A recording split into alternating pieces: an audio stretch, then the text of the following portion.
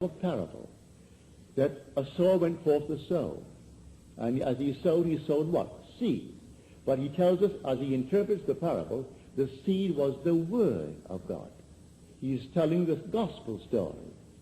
Because the evangelists were not reciting or recording something that happened to another, as you're led to believe. They related their own experience. That's what they're telling. But they told it that man would accept it.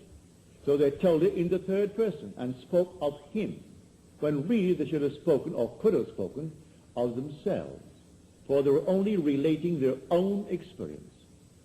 So in the very end, in the book of Luke, and when the whole thing was coming to its end, they told what had happened. But a better translation of that Greek phrase is they related their own experience.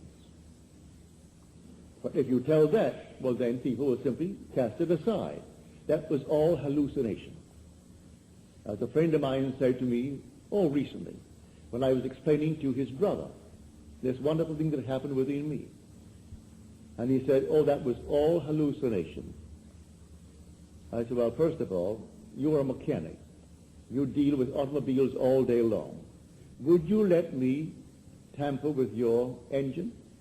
No, I cannot drive a car. I have never owned a car. I've owned a car, but I didn't drive it. I gave it to my daughter.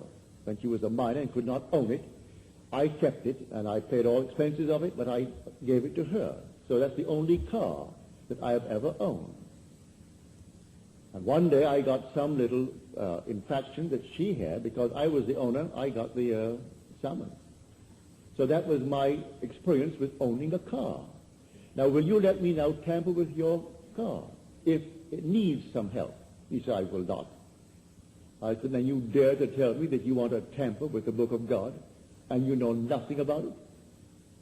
When it is already unfolded within me and you're going to tell me about the Word of God and tell me it's hallucination, when you wouldn't let me put one little screw into your engine because you know it and I don't, but you're going to tell me, one who has been sent to actually explain the Word of God through personal experience, that is hallucination. Didn't persuade him at all. He still wants to be the author of his own car, and I can't touch it, but he also wants to be the author of the book of God. And he hasn't ever experienced one word of it.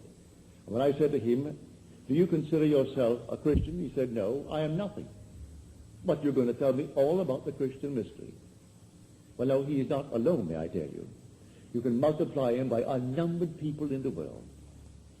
They always have opinions on things that they know nothing about.